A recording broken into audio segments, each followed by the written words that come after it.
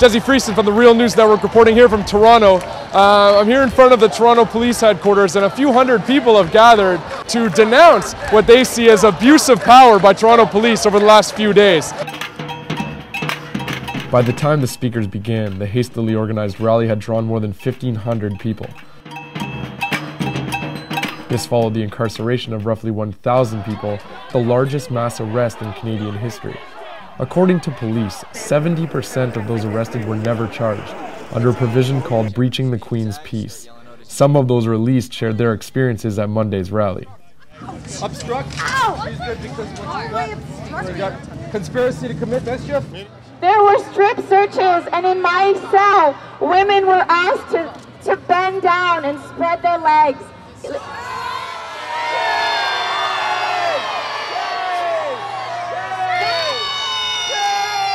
That 17-year-old girl was made to pee in front of the people. She had no one to stand in front of the stall.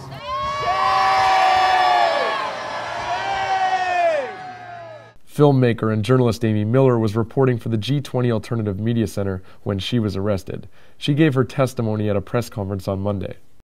I was throttled at the neck and held down, and then I was detained for nearly 13 hours. I was in a cell with 25 other young women. I was told I was going to be raped. I was told I was going to be gangbanged. I was told that they were going to make sure that I was never going to want to act as a journalist again by making sure that I would be repeatedly raped. I saw numerous young women who were strip searched by male officers, and one young woman, when she was coming out, who was completely traumatized, said that she had had a finger put up her. On Tuesday, the staff superintendent in charge of the prison was asked about some of the accusations. You might have heard wrong, and some of the female protesters complained that they were strip searched by male officers. Yeah, I had that question before, and I can assure you that that did not occur. There was violence, arbitrary searches, prolonged and unlawful detentions, poor conditions in the detention centers, and other breaches of the charter rights. And so we're calling for a public inquiry. Police Chief Bill Blair has offered an internal task force to investigate. Wouldn't it be in the best interest to have a public inquiry about things that went on during this? I'm not the federal government of Canada or the provincial government. We will look at our practices and reviews. People have the right to complain. If someone chooses to have an inquiry, we'll provide them with the information to assist them. I was one of hundreds of people who were scooped up outside the Novotel Hotel for standing up for our rights for free speech and free assembly. And we witnessed the police also exercise a media blockout so information couldn't get out about what was happening to the arrestees. When I spoke to mainstream journalists last week, they all wanted to talk about gas masks. They all said they wanted to hear so-called stories about violence. Shame! So let's talk about violence. When I hear that word, violence, I think about those hundreds and thousands of lives lost as a result of G8, G20 actions. I also think about the local violence. And I'm not talking about broken glass. I mean broken skin and bones of activists on streets. I mean the use of tear gas and rubber bullets without provocation or warning. I mean preemptive nighttime raids without warrants, mass arrests and detention without access to legal counsel and without charge. State violence that we witnessed on the streets of Toronto is a microcosm of the global workings of the G8 and the G20. This bait and switch, putting the spotlight on property damage in place of violence against people's bodies, lands, rights, and livelihoods is an act of violence in itself. On Saturday morning, after the tent city over at Allen Gardens, myself and a few organizers were packing up our banners. We were heading over to the labor march to march in solidarity with unions. And we were confronted by snatch squads, undercover vans, unmarked vans.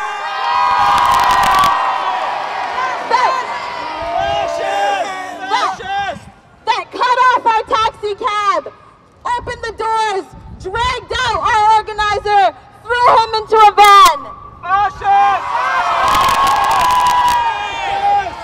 I got back into another taxi to head over to the demonstration, and another snatch Snatch squad came, swarmed the cab again, took me out, put me into another unmarked vehicle and drove me around the city trying to intimidate me.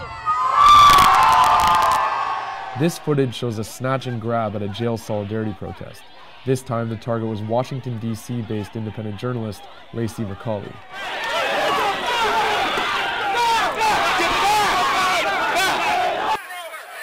McCauley stands charged with assaulting an officer. She has published her story on the Toronto Media Co-op. It includes being strangled, punched, and verbally abused by men with no uniforms who refuse to identify themselves. Professor David McNally of Toronto's York University was the MC of the rally.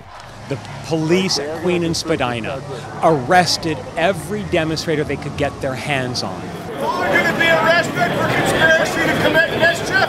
We don't want to hurt you. You're all going to be arrested. Right up here, and you'll be arrested nicely. They claimed they had found weapons and so on when they were making these arrests.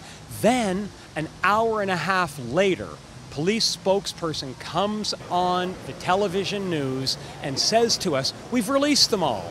Now, I'm sorry, you can't have it both ways. If they found weapons, what are they doing releasing these people? The reality is there were no weapons. The reality is they simply wanted to take people off the street who were behaving entirely peacefully. Toronto Mayor David Miller expressed strong support for the Toronto Police. And I thought the Toronto Police Service acted with admirable professionalism in dealing with those violent protests and in dealing with people who were simply exercising their democratic right to free speech, but were caught in a situation that meant the police had to use extraordinary measures. After all of the shit our communities have gone through as a result of these goons here, our mayor had the nerve to come out and say that he was proud of these bastards! People marched to City Hall to express their condemnation in front of the mayor's office. Police Chief Blair has called the arrests, detentions, searches, and other actions necessary in order to combat what he calls a criminal conspiracy. For McNally, the rally was necessary to combat what he sees as an attack on dissent. Had we not come out in the streets today, the evening after, and taken our agenda out there publicly, given thousands of people a sense of confidence again that they have the right to do this, the effect would be chilling unless we respond, unless we come out and say loudly and clearly, this will not be tolerated. Grassroots social justice movements across this city and beyond, with our supporters everywhere, are going to stand up and resist. That's going to take a legal front, that's going to take street demonstrations, it's going to take a broad-based social campaign. So they can line these streets with cops all they want, but they're not going to stop us from marching yet again! On Thursday, Canada's national holiday, another rally will be held, this time in front of the provincial legislature, to demand a public inquiry into the actions of the G20.